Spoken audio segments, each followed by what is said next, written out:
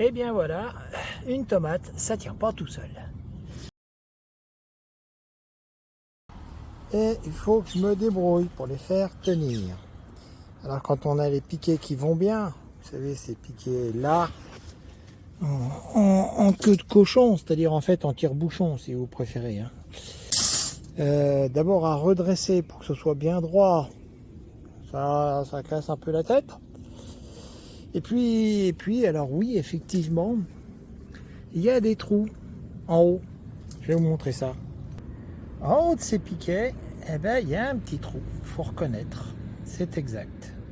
Eh ben, on va s'en servir pour essayer de tenir les piquets parce que bon, oui, ce sont des piquets pour tenir, mais ils sont un peu mous. Alors, pour parler tuteur spécial tomate tire-bouchonné, moi j'ai 3 modèles actuellement. Il y a celui que j'utilise bien, qui a une bonne épaisseur, le même visiblement moins cher, encore que, mais comme vous pouvez le constater, diamètre beaucoup plus fin. Et quand il est plus fin, eh ben, à moins qu'il n'ait été traité en acier dur ou acier tout court au lieu d'être que de la ferraille, il va se tordre. Pour ceux qui n'aiment pas la ferraille, alors ils sont toujours en fer, mais au moins ils sont enrobés en... C'est quoi? C'est un plastique ou c'est une peinture, une laque, quelque chose verte. Comme ça fait un peu moins moche. Ce qui m'intéresse, c'est le diamètre. Ce diamètre-là est pas mal. Celui-là est un peu fin. Donc je vais utiliser principalement celui-là. Puis si j'en ai plus assez, ce sera les verts. Moi, couleur, ça ne me gêne pas. À noter que ces tuteurs spécial tomates tire-bouchonné, même de bon diamètre, il y en a quand même pour 2 € pièce. Hein. Donc je suis pas convaincu que ce soit une excellente idée. Malheureusement, ils ne font que 1,80 m de long. En tenant compte de la tige d'enfoncement, il faut l'enfoncer jusque là, hein, le maximum possible. Donc en gros, on a 1,50 m au-dessus. Alors 1,50 m, si vous avez des tomates qui grimpent, il faudra chercher une autre solution. Ou alors les faire retombants aussi, c'est un style. Alors il est toujours possible de garder un pied de tomate naturel, hein, celui-là a poussé naturellement jusqu'à faire plusieurs mètres d'envergure tout seul dans son coin.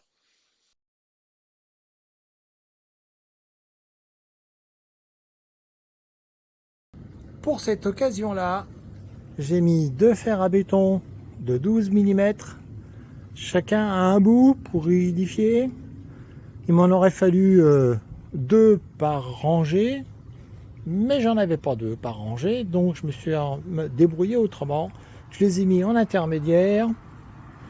Je vais maintenir l'écartement entre 2 tuteurs avec des petits tuteurs en bambou que je vais fixer avec des ligatures, avec les ligatures qui ont une âme en ferraille, vous savez, ça c'est tout mou, c'est pas gênant.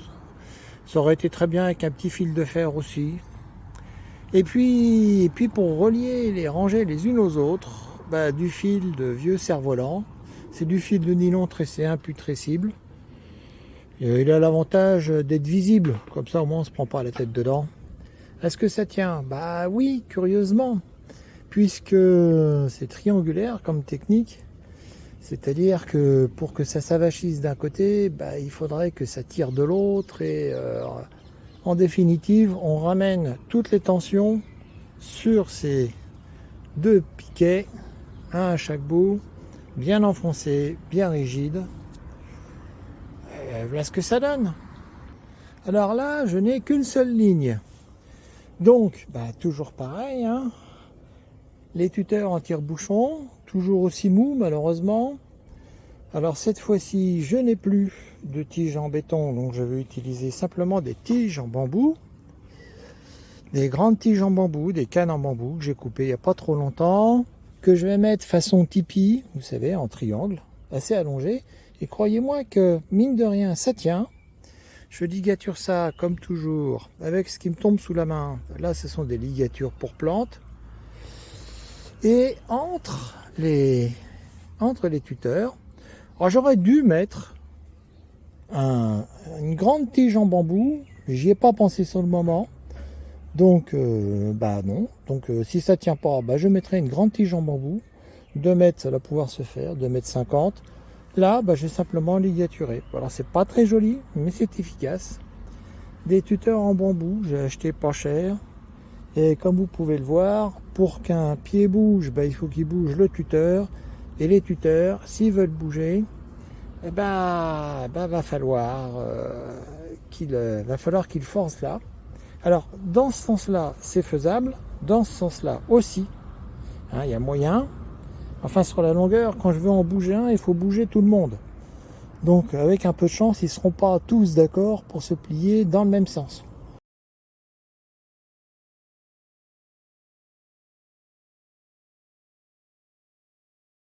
Certains vous diront qu'il vaut mieux planter le tuteur d'abord et le pied de tomate ensuite. Ça évitera d'abîmer les racines. Mais bon, comme je vous rappelle qu'on découpe de temps en temps des racines, il ne faut pas juste viser le pied. Je me mets à 3-4 cm. La terre est assez molle là parce que je l'ai travaillé il n'y a pas longtemps. Enfin presque. Voilà, bien enfoncé. À 2 doigts, ça fait 3-4 cm du pied. Jusqu'à la garde. Enfin, il n'y a pas de garde. Enfin, jusqu'à la partie tire-bouchonnée. Pour le moment, ça tient. Alors, à pleine main, à 2 mains, ayant les croissants sous le bras, sous l'aisselle, il y a quand même moyen de les planter jusqu'au tire-bouchon. Cela dit, si malheureusement pour vous, il y en a un qui n'est pas droit, le plus simple, c'est quand même de les tourner plutôt que de les plier, ce qui serait une très mauvaise idée, parce qu'après, il faut les redresser. Et comme ils sont en tire-bouchon, les redresser à vue d'œil, c'est pas simple. Là, comme ça, je vais pouvoir aligner les piquets. Maintenant, il faut que je me débrouille pour les tenir. En plus, il me manque des piquets. C'est fait. Le fer à béton, ici, me sert de point d'ancrage. Bien planté, bien droit ou à peu près dans le sol. Comme j'avais 3 lignes à tenir, eh ben, un système en croix comme ça m'a permis de tenir à peu près tout le monde. À peu près tout le monde. Dans le sens où je tiens toutes les lignes. Donc sur la ligne du fond, j'ai 2 points qui sont tenus par des bambous. Donc celui du milieu, il n'y aura pas de problème.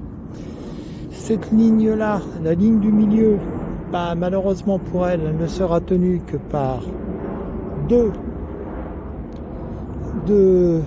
points.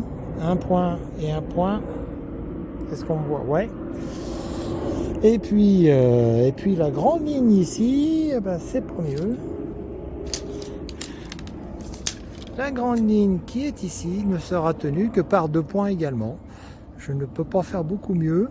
Après, ce sera des liaisons intermédiaires. Le plus gros problème est peut-être ces 4 là qui sont un peu éloignés. Et je sais pas. Je vais peut-être mettre des barres comme ça. Et puis faire mon rectangle comme j'ai fait ici. Tant bien que mal. Bon, écoutez, on bidouille, hein. On fait ce que j'ai. Quelques minutes plus tard, voilà ce que ça donne. Avec des ligatures en fer, j'ai pas eu trop le choix. Des ligatures comme on en a, vous savez, des fils très souples là, vaguement enrobés d'un film plastique. Et des ligatures caoutchouteuses. Alors, voilà, avec une âme comme ça. Avec une âme comme ça, c'est pas mal non plus. J'ai réussi à faire quelques triangles dans cette histoire. Du coup, ça devrait tenir pas trop mal. Et quand je bouge d'un côté, c'est tout le monde qui bouge. Donc en fait, j'espère simplement que toutes les tomates ne vont pas se décider à tomber du même côté. Ça s'équilibrera pas, mais ça va se compenser. Et puis là, le point d'ancrage avec le fer à béton là-bas.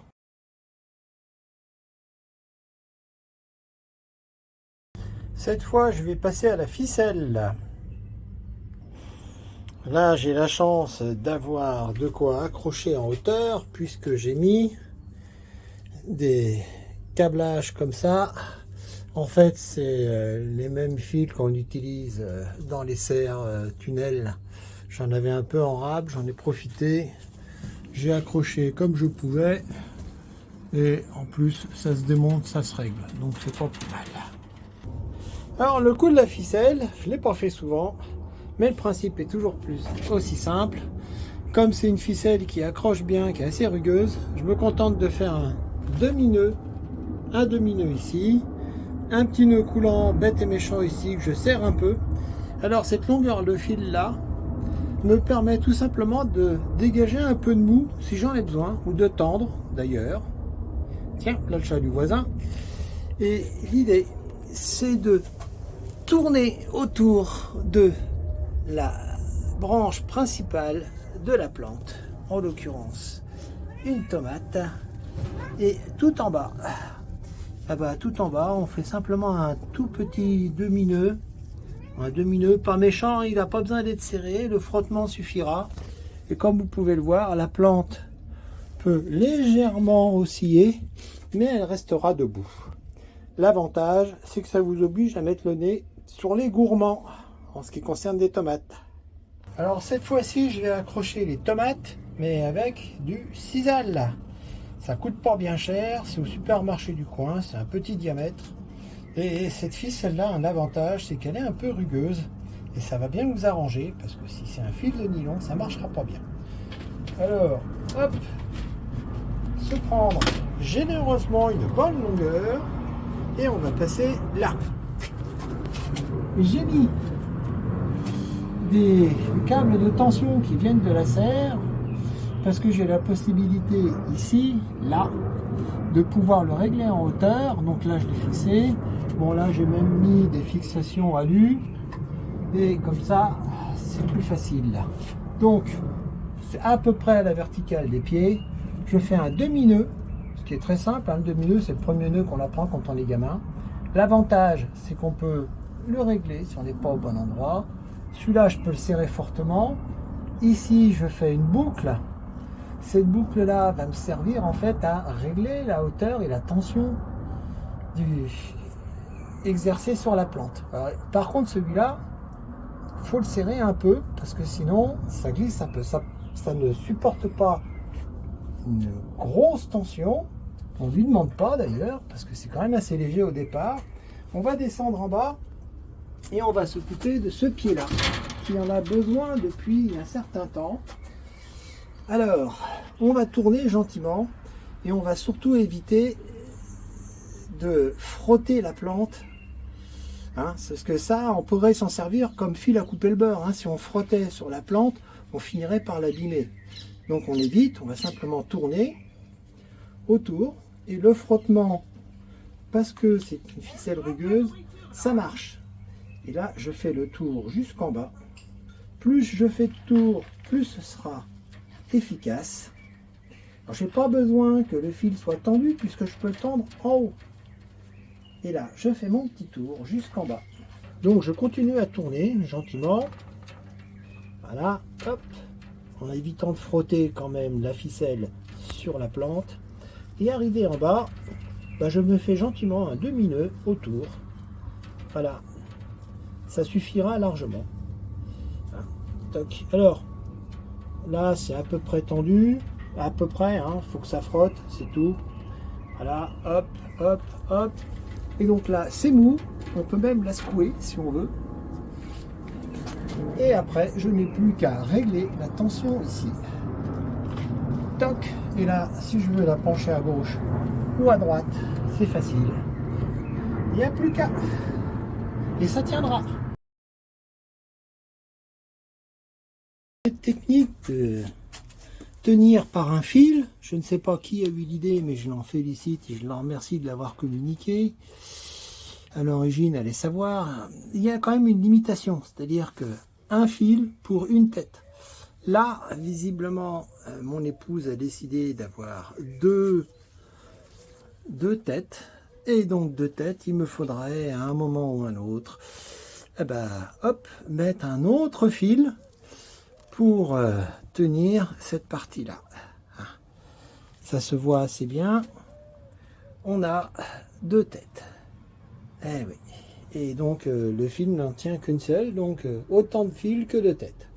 Avec un fil que l'on peut comme ça régler, je peux même m'amuser à partir en biais. Après tout, qu'est-ce qui m'empêche d'avoir un pied de tomate en biais? Rien. Maintenant que j'ai la ficelle qui le tient, ça va tout seul. Bon, peut-être le faire vertical, quoi, ça fait moins désordre. Puis si je le mets pas vertical, je pense que je vais en entendre parler. Donc autant de faire vertical. Hein? Ouais. C'est amusant ça pour finir comme technique. Voilà ce que ça donne. Alors faut-il commencer à tourner autour de la tomate en bas et remonter, ou du haut vers le bas? Moi je commence en haut et je descends, je tourne autour. Ça a un petit inconvénient, c'est que j'arrive en bas avec peut-être un peu trop de fil ou pas assez. C'est pas dramatique, on peut très bien soit avoir un bout de fil qui traîne par terre, largement, après tout. Est-ce gênant? Pas sûr. Et si le fil n'est pas assez long, on peut très bien s'arrêter 10 cm au-dessus du sol ou 20 cm. Plus il y a de tours, moins ça stresse la plante, moins ça l'abîme. Mais bon, un seul tour suffira pas, hein. Là vous la pendez. Hein. Voilà. C'est bien. En tout cas, c'est déjà mieux que d'avoir des tiges en bambou partout. Et c'est bien plus réglable, même après coup. Alors pour ce qui est de la méthode bambou, ou tige, ou support, au Lidl on trouve des petites pinces comme ça. Alors petites ou moyennes, parce qu'ils ont 2 tailles. Je dois avoir les paquets quelque part. Voilà. Il y a ça. Alors là, ce sont des XL. Là, ce sont des un peu plus petits. Enfin bon, le principe est toujours le même, hormis le fait que c'est du plastique. Écoutez, c'est pas compliqué. Typiquement, hop, et toc. Alors ça sert le tuteur avant de serrer la tige de la plante. Voilà. Donc, le grand diamètre pour la plante, le petit diamètre pour le tuteur. Voilà, toc.